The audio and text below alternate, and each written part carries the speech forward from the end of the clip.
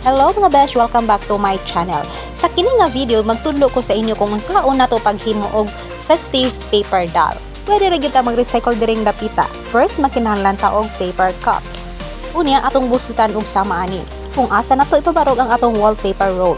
Kung wa kay ingon ani, pwede ra kamo gamit og kahoy or something nga mobarog diha. So mao ni ang porma sa ilaw. So kinahanglan dili siya moving sa inside. So magkinahanglan ng sagta og papel, so ikat na to sama ani naton ipahuot diha aron di siya magtarog-tarog. Ato gyud siyang dakson og punon. Unya atong i-secure or isarado gamit ang scotch tape. I-cover ang tibuok sa baba sa paper cup aron dili mangahuog ang atong papel nga gisud. Sama ani balik-balik kapag papilit ang scotch tape aron dili siya huyang. Lig-on gyud siya pagkabutang.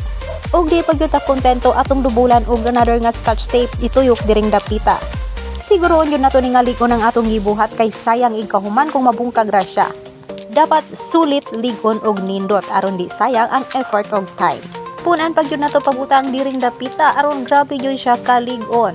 Unya proceed ta diring dapita mag-recycle na sad ta og tissue roll. So ato ni siyang i-open og sama ani. Magkinahanglan na ta diri og glue. Ug atong ipapilit diri para makapurma ta og lawas sa atong doll. I-repeat lang nato ang process sa pagpapilit og ituyok nato diri hangtod mabaga ang iyang lawas. Nga di sa ta makihik-tihik og butang og glue diri kinahanglan ligon siya og pilit jud siya pag-ayo. Kunya diri napita magkinahanglan ta og papel. Gamiton nato ni ang flour nga sudlanan aron ma-recycle sa ni nato. Ipapilit dihang napita.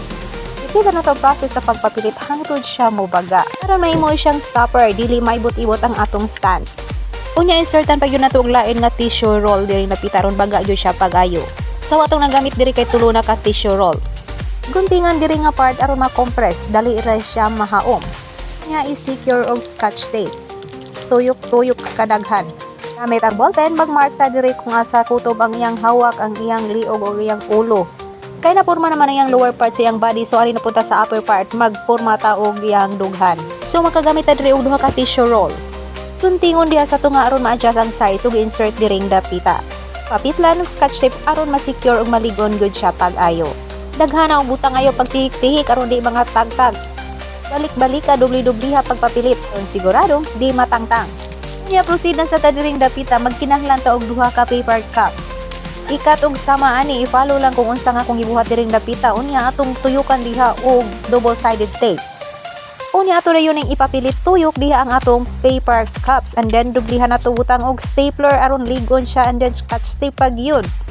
So kay daghan pa man tayo scotch tape pun nato butang diri dapita aron sigurado gyud ta nga dili gyud ni malangkat. So tan-awa na kaporma na tawo butanganan sa atong sayal. So diri napita ang abaga dapit sa dughan ato na siyang i-compress dihang dapita aron moporma og lawas. So kas jud kay tag scotch tape diring dapita. So next proceed ta diring dapita maghimo na ta og pabukad sa atong sayal. Magkinahanglan ta og white cartolina. Sa kini nga project magkinahanglan ta og duha ka white cartolina pero unahon nato ning isa. I-fold lang og sama ani, i-follow kung unsa akong gibuhat diri and then so mao ni ang resulta. Magbutang na sad ta og double-sided tape diring dapita ituyok ani and then ato ni siyang ipapilit ang atong gihimo. By the way mga besh, ang usa ka cartolina diri i-divide nato og katulo and then atong i-fold og sama ani. So magkinahanglan ko og duha ka part.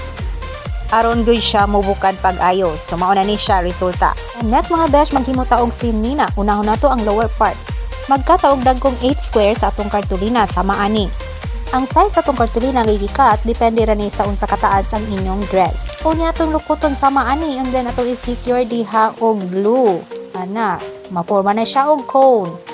8 ni siya kabuok. Unya daghan na pud pagutang ang glue aron jud siya mopilit and then butangan og double-sided tape diha sa may hawakan. Og ipapilit tagsa-tagsa.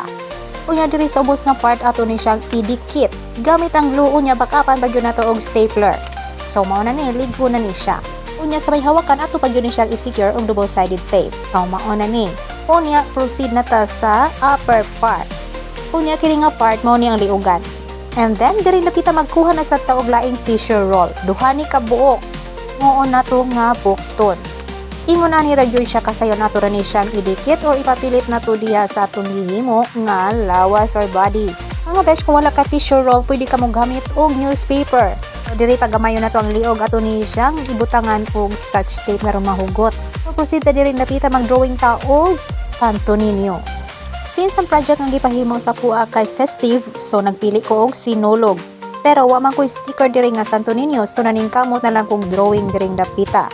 O gamit ang lapis, ballpen, makeup, glitter glue, nail polish, o lipstick. Sayang buhok gamito na to ang black nga eyeshadow.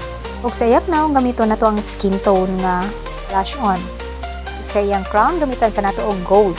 Explain kay diring dapita mag-drawing sa tagamay. Gamitan na to og lapis nga ang shades ay 4B.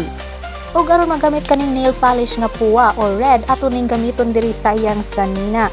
Ug sa inner nga suot ato ning butangan og glitter glue. Ug sa iyang crown butangan to glitter glue nga gold. Ug sa pawa na to og puwa nga lipstick. Paugahon og kadiyot and then atong i-cut. And then set aside. And then proceed ta diring dapita maghimo ta og ruffles sa atong dress. Magamit ta og red na crepe paper. Butangan og glue and then ipapilit sama ani i-follow lang ang unsa akong gibuhat diring dapita. Repeat the process hangtod mahuman so mao ni siya ang resulta. Pero murag na ikulang ato ning i-double ang iyang ruffles diring dapita parang mobagatan aon ug mas nindot. Pang second layer na ni siya. Ikit lang siya hangtod siya mahuman. Pagkahuman sa tong ruffles ato na ning ipapilitan atong gihimo nga sticker ganiha si Santo Niño. Umao na ni nanay porma ang atong sinina sa may lower part. So mo-proceed na ta sa upper part sa may dughan. Diri napita mo gamit na taog tissue paper. Ito ning liguon og glue and then atong ipapilit diri sa may lawas. Mas maayo bason jud ang tissue sa glue aron siya mo pilit pag-ayo. Pilit siya layer by layer hangtod siya mo baga ug mo porma na siya og lawas sa atong dal. Unya maghimo sa taglingin diri totoy-totoy duha ka buok no and then atong ipilit diha sama ana. Una na tong tissue aron mo dako-dako ang yang breast. Ato lang sa ning i-balance-balance pa lang nindot sa jatan awon. Unya diri sa may abaga or sa armpit dapit ato ning butangan diri og tissue kay wala siya unod. Kay halo man ning apart. Pagkahuman diri butang sa mga tissue ato ni siyang i-secure or dubulan pag nato pagbutang og glue aron dikit jud siya kaayo. Then punan na to og double-sided tape diri sa may hawakan and then ipilit na to ang tissue sama ani. Unya sa may likod ato sa siyang saninaan gamit ang tissue paper. Butangan na to right amount sa glue aron dili siya sayon makuha ni kauga. And then diri na part magkata og circle from cardboard. Gatong ihigot diri sa may tangkugo. And then since natay sobra sa atong puti nga kartulina maghimo ta diri og mga balahibo sa manok charot. Ita maghimo lang ta diri og feather ka wala man jud tay balahibo diri na tinod anay. So kanya-kanyang diskarte ra gyud ni no. And then atong ipapilit diring dapita ituyok sama di ana. And then magkatan sa tog line circle sa karton and then atong butangan og double-sided tape. Ug i-cover na to diring dapita diha. Then back up na sa nato og double-sided tape ana. Karong ligon jud siya di siya mahulog. And then mabutangan sa taog design sa may hawakan butangan na to red na accent. Ruffles na sa dato ibutang diri sa may tuyok sa hawak. First butangan na to og glue. And then ana ipapilit ra gyud na siya hantod mahuman na siya og tuyok diha sa atong hawakan. And then isunod na to diring dapita butangan sa natong design diri may red accent po diri ruffles gihapon natong ituyok aning circle sama ani. Para sa maklaro mo stand out ang atong murag balahibo. And then maghimo ta og flowers. Gamit ang mga sobrang kartulina. Fold lang og sama ani follow lang kung unsa nga akong gibuhat diri. Himo na to ning design sa sinina sa atong dal. Ato ning tarungon pag trim aron kapasara atong buwak. Nang tupong sad siya. Sa paghimo og buwak i-fold gyud ni siya og katulo and then i-triman diha sa may kilid or tumoy. Nga diri sa center mo gamit ra ta og red nga ballpen. Kung white ballpen pwede ra biskin unsa basta puwa. So mao na ni ready na nga atong flowers nga ipapilit. So atong unahon ubutang sa design ang mga corners sa atong sinina diri sa lower part sama ani. So hangtod siya mahuman matuyok so tanawa nice na siya. Ug diri sa upper part para matubon na nga atong tissue gamitan nato aning mga buwak ato itapon diha. Repeat ra gyud ato ang process hangtod malukop o matabunan na siya tanan diha nga tissue sa tubangan. And then para itabon nato sa atong sleeves kay long sleeve man atong himuon ato ni siyang tabunan og red nga crepe paper. Unya ang pinaka-importante na kuwang sa atong dal kayang iyang now. So maningkamot na nga pud tag drawing diring dapita. Kay gwapa man atong sinina, so dapat gwapa po ang atong hitsura nga himon sa atong dal dire. Aron gyud maklaro maporma ang iyang hitsura, ato ni siyang koloran. Ato yun yung gamito ng makeup kay sayang kayo og ma-expire. Sa iyang lips, gamitan na to og puwang nga ball pen.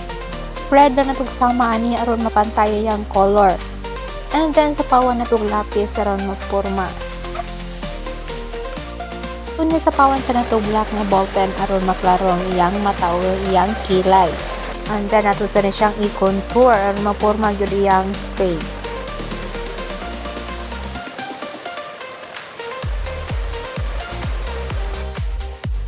Then magkatawag gamay nga papel nga kinuluran og skin tone ug ato ni siyang ipapilit diri sa may liog aron i-cover ang wallpaper roll.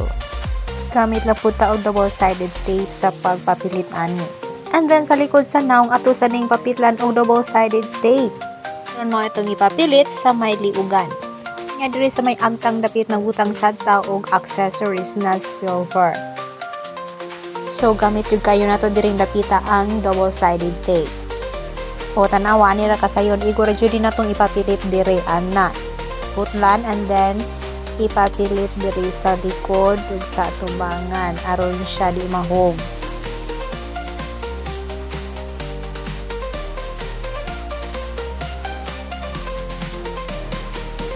Unya wa pa jud ta nahuman magkuha na sa tong lain nga tissue roll. Himuon na to ni nga crown or corona. Kuntingon na gyud og sama ani and then papitla nato og double-sided tape and then ipapilit na sa nato diri ang kining silver na accessories. Kung may silver pwede ra sad gold beads. So tanawa mao na ni and ready to paksito na ni and then nato na ni siyang ipapilit diring dapita. Since nagkinahanglan jud ni og kapit kaayo, kinahanglan ta og glugan and glue stick diring dapita. Kining usa ka drawing nako nga Santo Niño ato ni ipabitbit ani atong dal. Kami trataw mo nga alambre kung asa nato ni ipapilit ang atong Santo Niño and then isig katumoy sa atong alambre atong isuksok sa kada bukton aron siya magkapit. Then last ipapilit nato ang iyang mga kamot nga ginunting nato nga kartulina nga gikuluran og skin tone nga makeup. And last but not the least, magunting ta og kartulina na black ug atong ibutang diri sa may likod sa iyang ulo aron na ibuhok. Finally mga besh, nahuman na gyud ko sa akong paper doll na Sinulog Festival Quill. I hope nga nagustuhan ninyo nga akong gihimo nga video ug naamoy nakuha nga lesson unsaon pag-recycle ang mga butang nga pwede pang i-recycle. Sana nga paagi makatabang ta sa atong kalikasan ug sa atong kalikupan. Thank you so much everyone for watching my video. Please don't forget to like, comment, and subscribe. See House of Creativity. And God bless.